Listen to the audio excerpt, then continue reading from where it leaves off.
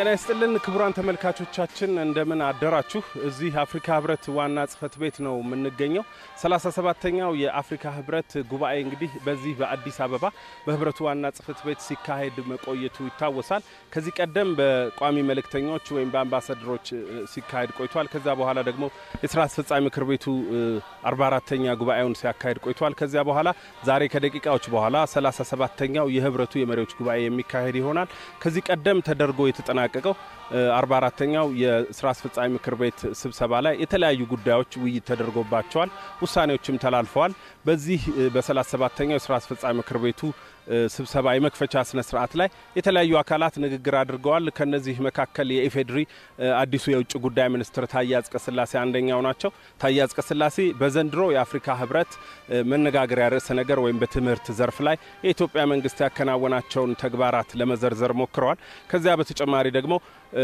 ከአፍሪካ ኅብረት የሥራ ቋንቋዎች መካከል አማርኛ እንዲካተት የኢትዮጵያን መንግስት ይፋዊ አቋም አንጸባርቀዋል በዚህ የመክፈቻ ንግግር ላይ የሥራ አስፈጻሚ ምክር ቤቱ ለሁለት ቀናት በዝግ ባደረገው ስብሰባ በተለያዩ አጀንዳዎች ላይ መክሯል ከነዚህ መካከል አፍሪካ በቅርቡ አባል በሆነችበት የቡድን 20 ስብስብ ውስጥ እንዴት ባለ ሁኔታ መሳተፍ ይኖርባታል ምን ጉዳዮችንስ ቅድሚያ ሰጥታ አቋሟን ማንጸባረቅ አለባት በሚለው ላይ ተወያይቷል የተለያዩ ምርጫዎችን ማከናወኗል ከነዚህ መካከል የአፍሪካ ኅብረት የሰላምና ጸጥታ ምክር ቤት 10 አባል ሀገራትን መርጧል በዚህ ስብሰባ ላይ እንግዲህ ከዚህ በመቀጠል የሚደረገው ደግሞ 37ኛው የመሪዎች ጉባኤ ነው ከደቂቃዎች በኋላ ይጀመራል ተብሎ ይጠበቃል ይሄ መሪዎች ጉባኤ ጠቅላይ ሚኒስትር አብይ አህመድን ጨምሮ የተለያዩ አካላት ንግግር ያደርጋሉ ኮሞሮስ ለተረኛው አገር ኃላፊነቷን ታስረክባለች ተብሎ ይጠበቃል ከዚያ በተጨማሪ የትምህርት ጉዳይ ያለፈው አመት የነበረውን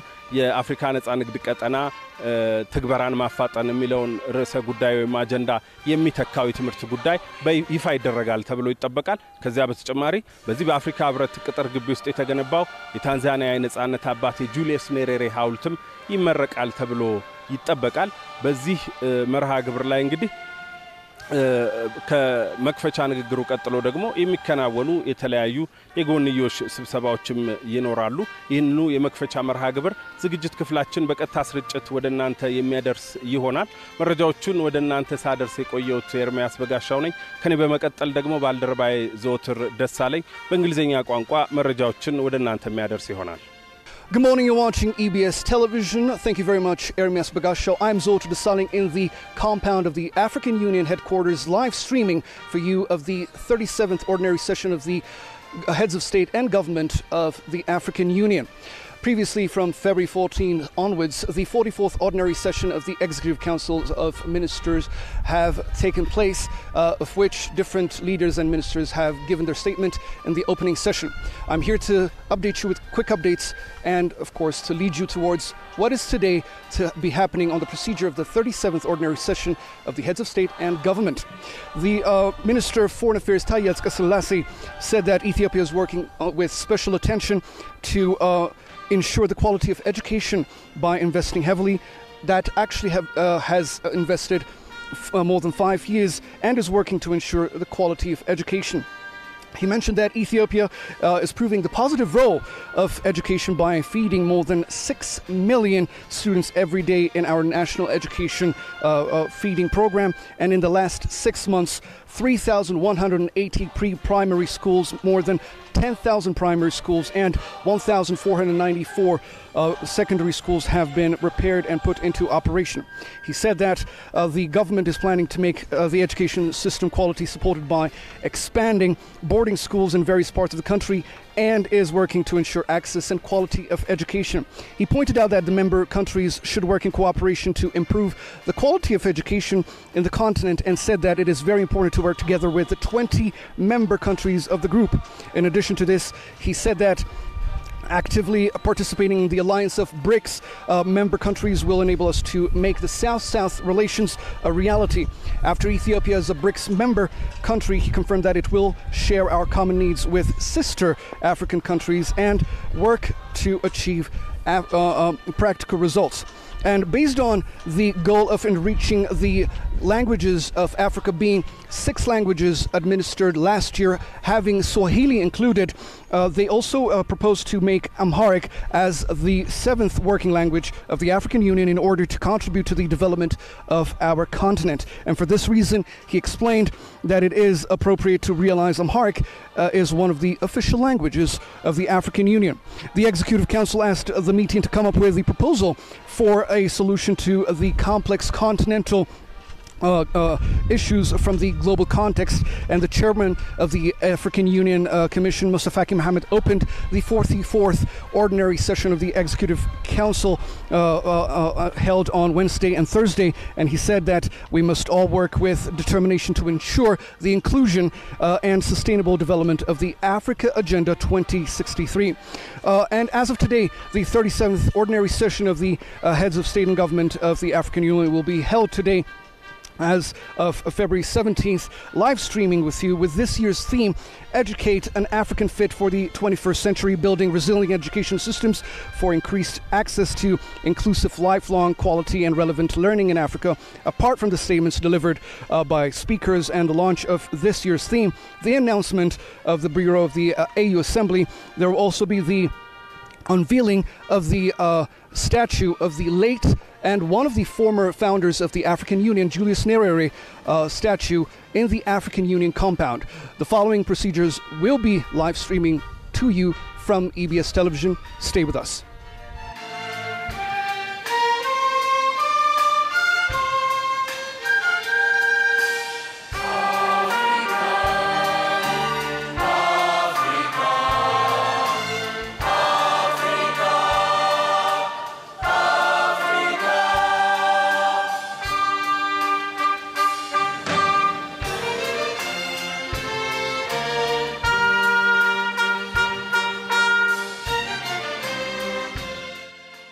Excellency President Azali Assoumani, outgoing Chairperson of the African Union, Excellency Lula da Silva, President of Brazil, Excellency Mustafa Mohammed, Chairperson of the African Union Commission, Excellencies, Heads of State and Government, distinguished ministers, ambassadors, invited guests, ladies and gentlemen, welcome to Ethiopia.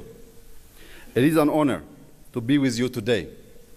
Since we last met, the world has witnessed profound transformations shaped by geopolitical competition, economic challenge, climate change, and technological advancements.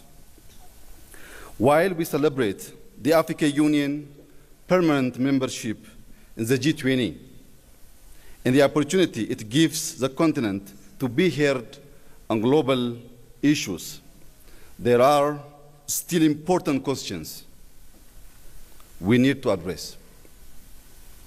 What role do we, Africans, want to play in this evolving global power structure? And how do we become key players in the distribution of economic power? In an attempt to answer these questions, allow me to take a step back in history.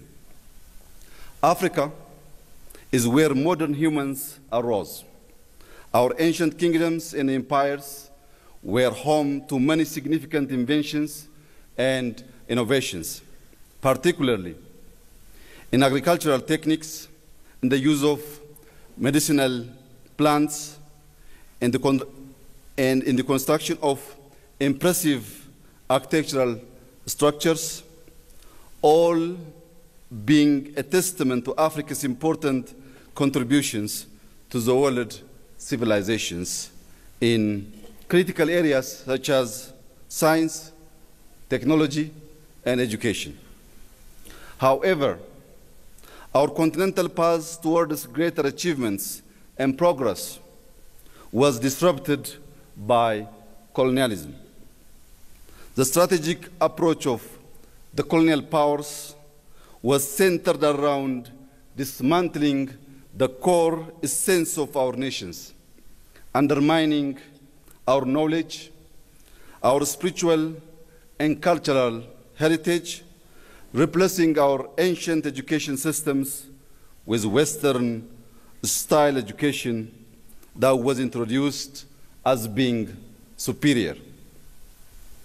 Even though Ethiopia dealt colonialism a heavy blow at the Battle of Adwa, attempts to undermine Ethiopia's unity by exploiting our diversity to perpetuate ongoing conflicts continued throughout the centuries. Excellencies, ladies and gentlemen, uncovering these deep historic facts and bringing them to light is necessary to move forward for us as Africans for greater self-determination and dignity. Our land is rich. We are blessed with favorable weather, arable land, water, forests, natural resources, and a large youth population who embody the great potential of our continent. We should not be seeking for aid. In order to grow and ensure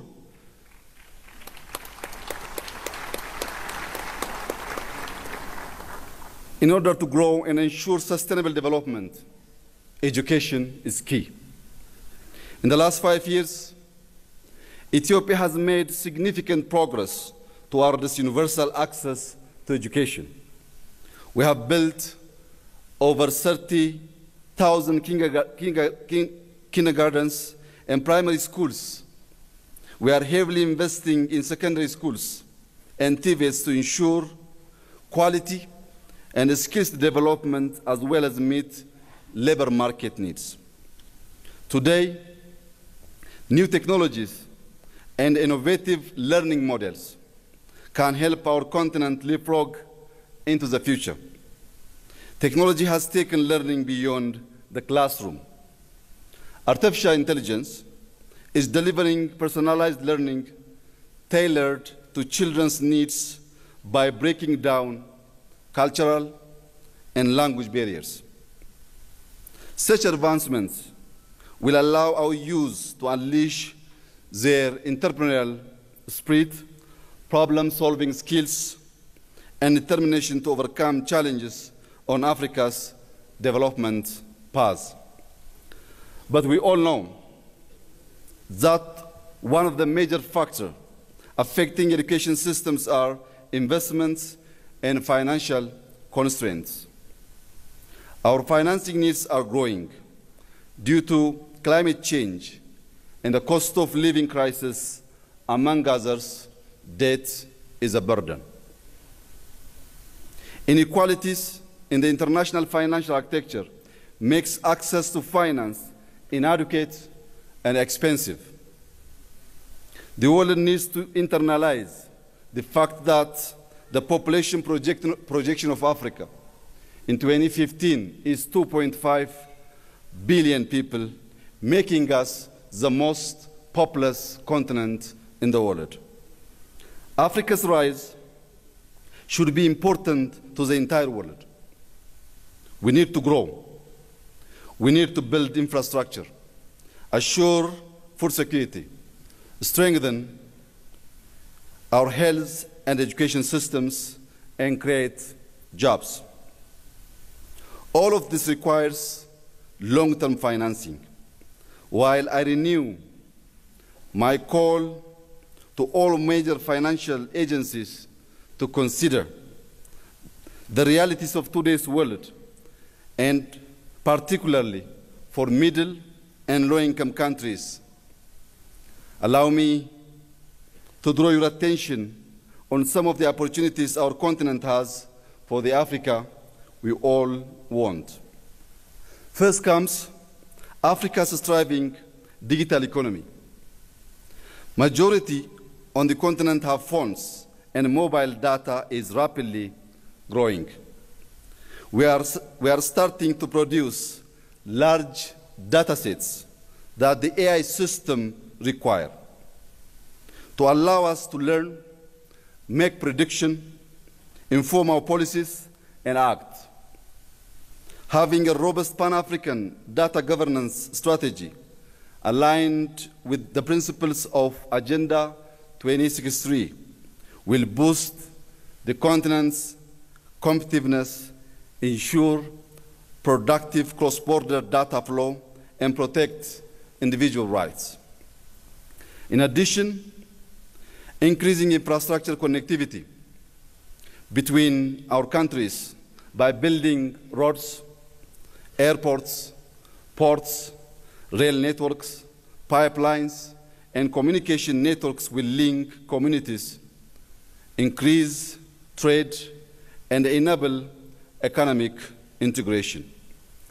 Furthermore, I would like to touch upon the need to secure peace and stability, which are, of course, the necessary foundation for economic and social development.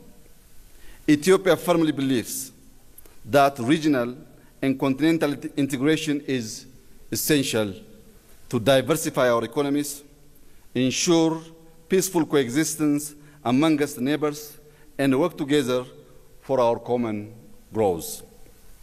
Africa needs strong regional and continental platforms where national development challenges from a geographical, logistics, and security perspective are taken into consideration.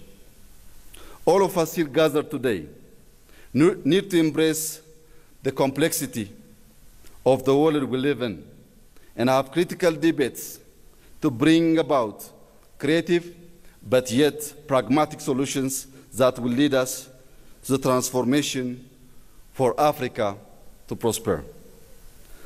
I conclude by thanking our outgoing chairperson, President Azali Assoumani, for his leadership and for representing our organization on the global stage. Allow me to also warmly congratulate our new chairperson, wishing him success during his tenure. I wish you all a fruitful summit, a fruitful stay in your second home, and God bless Ethiopia, God bless Africa. I thank you. Monsieur Azali Assoumani, président de l'Union de Comores et président en exercice de l'Union africaine, Excellences, Mesdames et Messieurs les chefs d'État, du gouvernement et des délégations, distingués invités. Je voudrais d'abord vous souhaiter la bienvenue au siège de l'Union africaine.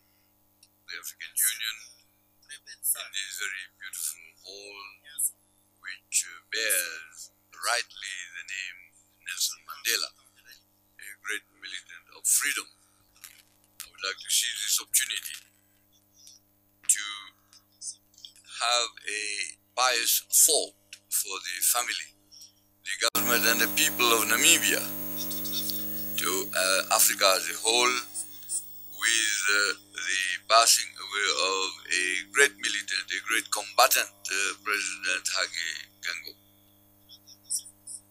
May his soul rest in peace.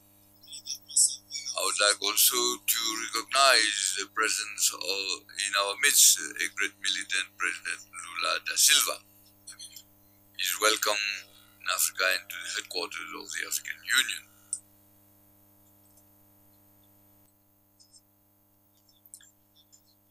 Excellency Azali Assoumani, President of the Union of the Comoros and current Chairman of the African Union, Excellencies, Heads of State and Government, and Heads of Delegation, Excellency President Lula da Silva, President of Brazil, Honorable Prime Minister of Palestine, the Secretary General of the Arab League, Honorable Ministers, Commissioners, distinguished representatives of international organization, invited guests, ladies and gentlemen, all protocols observed. Just a few weeks after the celebration of the New Year 2024, we are still within the reasonable deadline for the presentation of wishes. I would therefore like to seize this opportunity of this session of your assembly to convey to each and every one of you, as well as to your government and your people, my best wishes for peace, stability, and prosperity. prosperity. Mr. Current Chairman, Excellencies, Heads of State and Government, I have already spent 7 good years at the helm of the Commission, years during which I have benefited from your wisdom and your experience, in particular that of 7 heads of state, current chairman of the African Union. During this relatively long period, the reservoir of capital that I have accumulated and the lesson learned from the life of our organization allow me to begin the formulation of some thoughts, which I will conclude at the beginning of next year when I will be bidding farewell, inshallah. Excellency, Mr. Chairman, Excellencies, Heads of State and Government, our main challenges have not diminished in importance. Peace, political and institutional instability, climate change, deficits in economic governance, integration, poverty, marginalization of women and youth in the development and leadership processes in our political and social system remain our main sources of concern. The incredible complexity of the world is far from helping matters. Conflict, violence, and the decline of the great principles have unfortunately taken over humility, peace, and the nobility of the founding values of human civilization. Not only have the social inequalities widened, injustices have multiplied, but hegemony and the absurd desire to resolve our differences by brutal and vain force prevail publicly before the eyes of all. The most flagrant case is that of Gaza in Palestine, literally razed to the ground. People who have been exterminated in the physical presence of its inhabitants, trampled underfoot. The international law, the international humanitarian law, human rights, morality in the law and in general are ignored, trampled underfoot, flouted. Honorable Minister, Prime Minister, my dear brother of Palestine, rest assured that we strongly condemn the unprecedented attacks that we have witnessed in the history of mankind. We want to reassure you of our solidarity with the people of Palestine.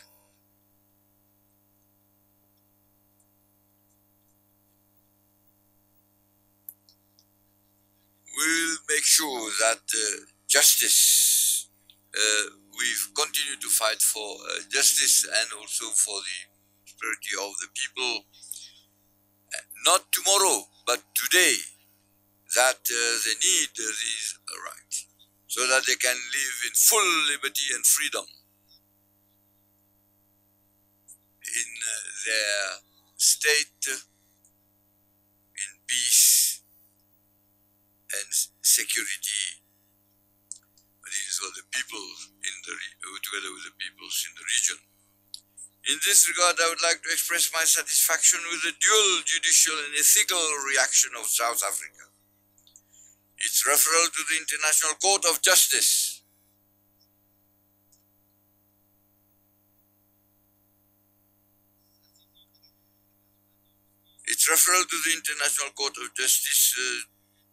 is based on the unwavering commitment Africa and to such values.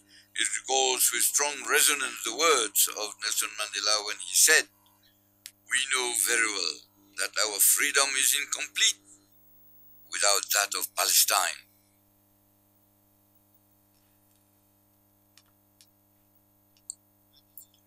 The decision that the International Court of Justice has just taken, in fact, extends the relevance of the approach and resounds as a victory, not only for South Africa, not only for Africa, but also for all the countries which have shown their unwavering support for the just cause of the Palestinian people. Excellency, Mr. Chairman, Excellencies, the heads of state and government, war continues to rage in Europe between Russians and Ukrainians. The scope of its devastation of human lives and property continues to expand to the great detriment of the peoples of the world. Here in Africa, terrorism is destroying some of our states by reversing the priorities through the increase in exorbitant military spending at the expense of vital social sectors, while opening the way to misleading populist speeches.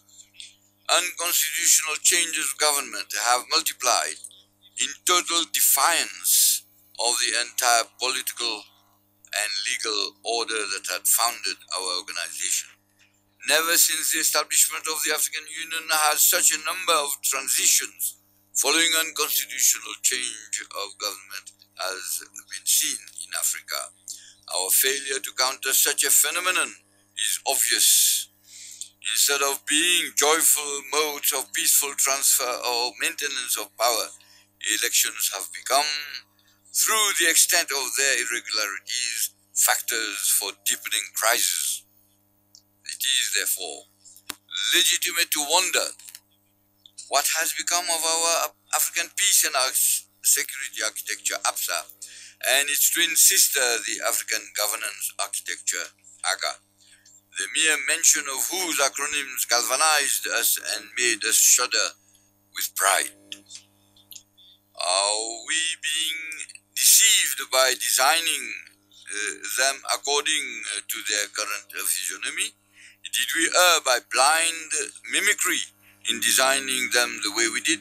How can we escape this nagging question? Libya remains divided and exposed to all kinds of external interference to satisfy their insatiable appetites. We recognize the efforts that are being made for national reconciliation through the high-level committee of the African Union that were established under the leadership of President Sassou Nguesso and with the active support of the Libyan authorities, and whose chairman of the Presidential Council is here, and I thank them.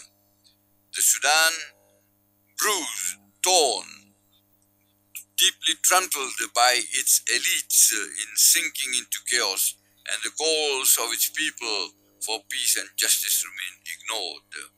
How, therefore, can we not vigorously condemn the stubbornness of the authors of this senseless adventure and urgently promote a consensual political solution which IGAD and the AU, supported by the entire segments of the international community, had called for as soon as the war broke out? The Horn of Africa continues to generate the most worrying trends for all peace and justice-loving people. The imperative need for the full respect of the sovereignty, integrity, security, and fundamental interests of all the countries in the region have never been so more crucial than it is today. The Great Lakes region is multiplying the signs of worsening of its eternal crisis, fueled by the unresolved issues in the east of the Democratic Republic of the Congo, and Africa cannot remain arms folded and give up and not work to promote genuine peace in the region. The Sahel is an extreme source of concern, with the vacuum that has dangerously established there since the withdrawal of the United Nations mission, the denunciation of the Algiers Agreement, and the withdrawal of Mali, Burkina Faso, and Niger from ECOWAS. The situation in Senegal, a model country in terms of democracy, worries us to the greatest extent. Our fervent hope is that it quickly finds the path of wisdom to resolve its institutional crisis in accordance with the principles of the rule of law and the fundamental interests of its great people. In this context, I welcome the position of the Senegalese government to take into high consideration the decision of the Constitutional Council of the country, and wish every success to the consultations planned by the government to decide in a consensual spirit the best ways for the organization of inclusive, free and fair and transparent elections as quickly as possible.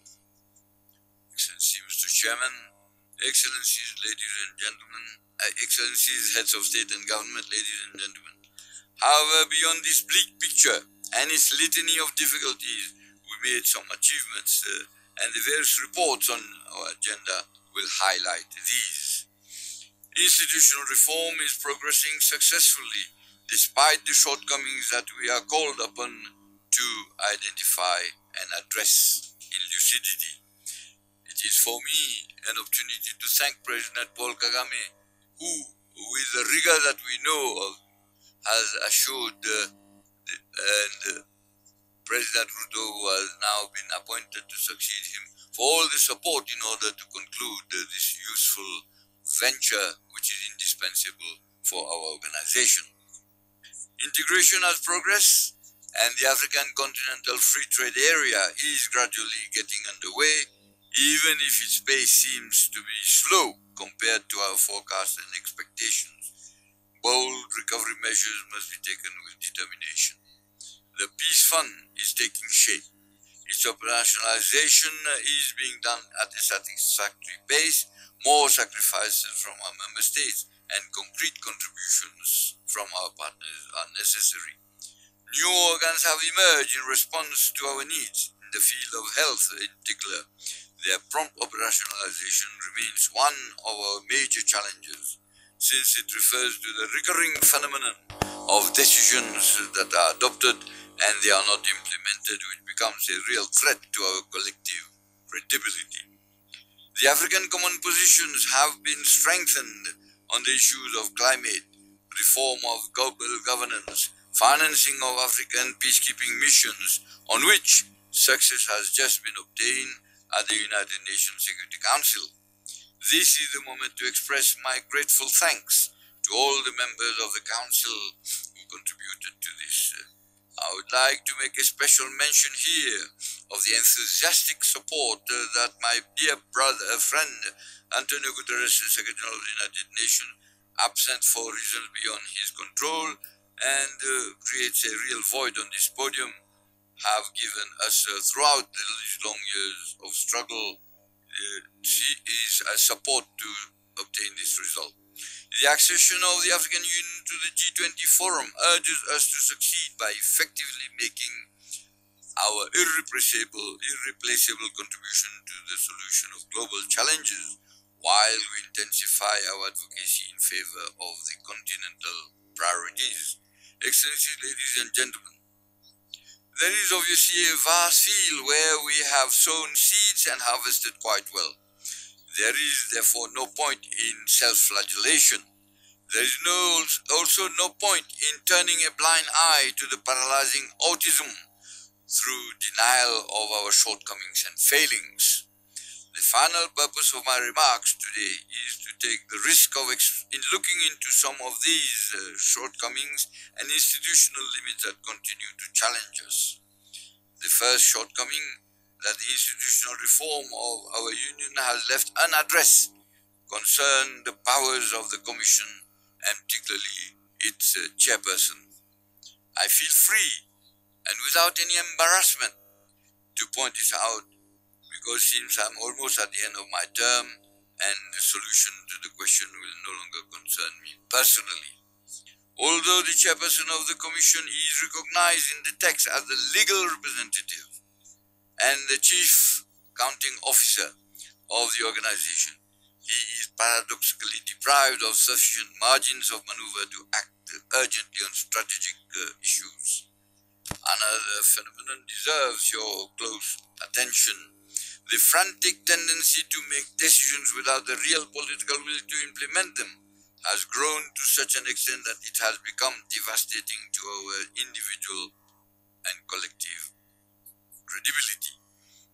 As an illustration, over the last 3 years, 2021, 2022, and 2023, 93% of the decisions have not been implemented. This almost systematic defiance of the decisions of your summit is perceptible at the level of member states as well as the level of the regional economic communities.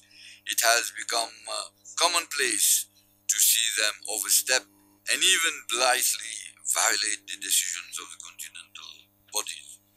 In front of them, for example, the recurring decisions of the PSC, ignored and violated, have become unimportant, without any impact. Subject to all unfortunate interpretation, subsidiary has been frankly overused. By a strange semantic shift, subsidiarity has come to sound like substitution. This results in a legitimate questioning of the relevance of the practice of crowning our meetings with decisions. Should we let ourselves be carried away by the force of routine, business as usual, or courageously pull ourselves together? We have no other recourse but you, Excellencies. Our eyes are turned towards you, and our expectations also. A major constraint has continued to interfere in our general action. It is what we have faced in the operationalization of our international partnership. Africa must certainly count on its own intellectual strength, the genius of its peoples, and its immense potential of extreme wealth.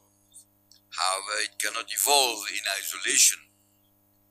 At a time when globalization is in full swing, Africa can only develop in a solid and fruitful relationship with its international environment. Consequently, the issue of partnership arises acutely. Bold, thinking and courageous decisions must be made. Our credibility and the good international positioning of our organization are at stake. Another issue concerns inter-African solidarity.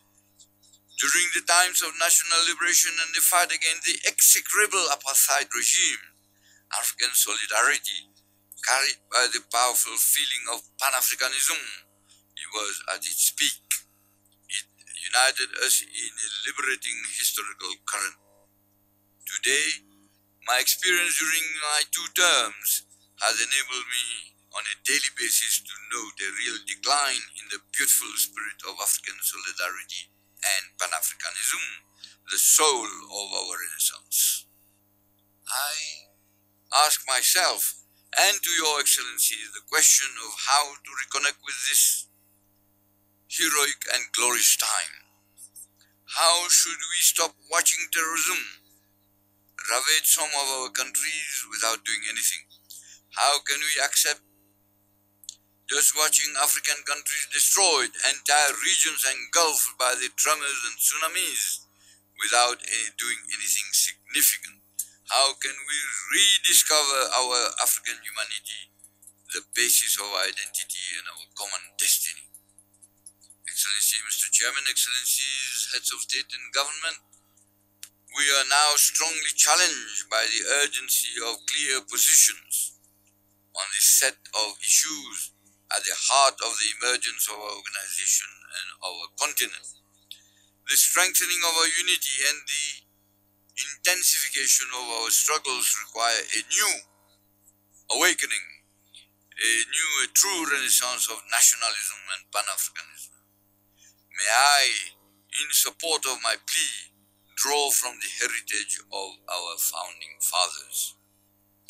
And I take the liberty of quoting in the favor of the theme of the year on education, a renowned, illustrious teacher, a renowned educator, whom we are preparing to honor here, right here at our headquarters, with a statue of his historical dimension.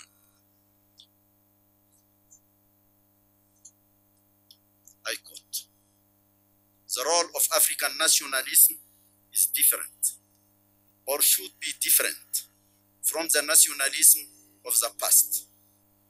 That the African national state is an instrument for the unification of Africa and not for dividing Africa. That African nationalism is meaningless, is dangerous, is anachronic if it is not at the same time pan-africaniste.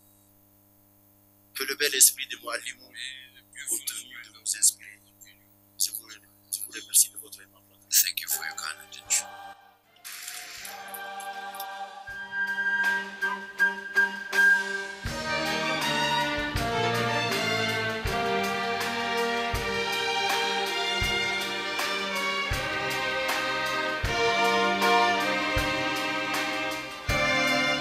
Hello, you're watching EBS Television, and on the conclusion of today's 37th ordinary session of the Assembly of the Heads of State and Government of the African Union, many issues were raised, and a part of which the chairperson of the African Union Commission has addressed, acknowledging the overall achievements of this year, manifestations, results, achievements, and of course mentioned where Pan-Africanism has to spearhead for the Africa we all aspire to see. Furthermore, the Prime Minister of Ethiopia, Dr. Abiy Ahmed, also addressed the witness of overall changes and advancements, role of Africans in the global power change, and in order to ensure sustainable development, education is key. The impact of the artificial intelligence on youth, students, and Africa's development path, and Africa's striving digital economy, the need to secure peace and security, and the concluding tenure of the former chairperson Azali Assoumani, president of Comoros, as well as the approval of Agenda 2063's 10-year implementation report was presented with the next 10-year plan, presentation of the implementation of the African Continental Free Trade Area, approval of this year's agenda educating Africans fit for the 21st century, election of the Secretary General of the African Continental Free Trade Area, and the members of the Peace and Order Council. The review of election process of leaders who have completed their terms, including the chairman of the Union Commission, and the handover position to the Mauritanian President Mohamed Ould Ghazouani, elected as the new and current chairperson of the African Union. The ambassador of Comoros, Yusuf Menduha, addressing the announcement of the Bureau of the AU Assembly of the year 2024, and of which make sure to stay tuned to EBS Television and more of our social medias on EBS TV worldwide. ተመልካቾቻችን በቀጥታ ስርጭት ስትከታተሉ እንደቆያችሁት 37ኛው የአፍሪካ ህብረት የመሪዎች ጉባኤ ዛሬ እዚህ ማለዳ በአፍሪካ ህብረት ዋና መስሪያ ቤት በይፋ ተጀምሯል። በመክፈቻ ስነ ስርዓቱ ላይ የአፍሪካ ህብረት ሊቀመንበር ሙሳ ፋቂ ማህማት፣ የፌዴራል ጠቅላይ ሚኒስትር አብይ አህመድ እንዲሁም የኮሞሮስ ፕሬዝዳንት አዛሊ አሱማኒ ንግግር አድርገዋል። ከሳቸው በተጨማሪ በዚህ የመክፈቻ መርሃ ግብር ማለት ነው ኃላፊነት የተረከቡት የሞሪታኒያ ፕሬዝዳንትም እንዲሁ ንግግር አድርገዋል። ትኩረት የሚያደርጉባቸውን በኃላፊነታቸው ዘመን ትኩረት የሚያደርጉባቸውን ሐሳቦች አንስተዋል። በመክፈቻ መርሃ ግብሩ ላይ ንግግር ካደረጉ አካላት መካከል ጠቅላይ ሚኒስትር አብይ አህመድ ተጠቃሽ ናቸው። እርሳቸው እንግዲህ አፍሪካ በቡድን 20 ውስጥ ያላት አሁን አባል መሆኗ እንዳለ ሆኖ ነገር ግን የበለጠ ባለም አቀፍ መድረኮች የጸጥታው ምክር ቤትን ጨምሮ ማለት ነው ባለም አቀፍ መድረኮች የበለጠ ውክልና የበለጠ ተሳትፎ ማድረግ እንደሚኖርባት ድምጿን የበለጠ ማሰማት እንደሚኖርባት ነው የጠቀሱት። ኢትዮጵያ ዘንድሮ በአፍሪካ ህብረት ዋነኛ አጀንዳ ተደርጎ በተመረጠው በትምህርት ዘርፉ ላይ ያደረገቻቸውን ጥረቶች በትምህርት ጥራት ላይ የተሰሩ ስራዎችንም እንዲሁ ጠቅላይ ሚኒስትር አብይ አህመድ ለማብራራት ሞክረዋል። በዚህ ንግግራቸው ኢትዮጵያ ከጎረቤት ሀገራት ጋር በሰላምና በመግባባት መንፈስ አብሮ ለመኖር ያላትን ዝግጁነት እንዲሁ አስታውቀዋል። ቀጠናዊ ድርጅቶች እንዲሁም አህጉራዊ ድርጅት አፍሪካ ህብረት እንዲጠናከርም አስተዋጽኦ ለማድረግ ያላትን ቁርጠኝነት ነው የገለጹት። እንግዲህ አፍሪካ ህብረት 37ኛው የመሪዎች ጉባኤ ዛሬና ነገ በዝግ የሚከናወን ይሆናል። የተለያዩ አጀንዳዎችም ላይ የሚመከርባቸው ይሆናል ማለት ነው። የተለያዩ ኃላፊነቶች የተሰጧቸው የአባል ሀገራት መሪዎች ሪፖርት ያቀርባሉ። ፖል ካጋሜ፣ ሲሪል ራማፎዛ የደቡብ አፍሪካው ፕሬዝዳንት እንዲሁም የግብጽ ፕሬዝዳንት አልሲሲ ወይም ተወካያቸው በተመደቡባቸው ኃላፊነቶች እንዲያስተባብሩ በተመደቡባቸው ኃላፊነቶች የሰሯቸውን ነገሮች ሪፖርት ያቀርባሉ። የሚቀጥለው 10 ዓመት የአጀንዳ 2063 እቅድ ይጸድቃል። ያለፈው አፈጻጸምም እንዲሁ ይገመገማል። የተለያዩ ምርጫዎችም ይከናወናሉ ተብሎ ነው የሚጠበቀው። በቀጣይ ቀናት በሚኖሩ የአዲስ ነገር ዘገባዎቻችን እነዚህን ወደናንተ የምናደርስ ይሆናል።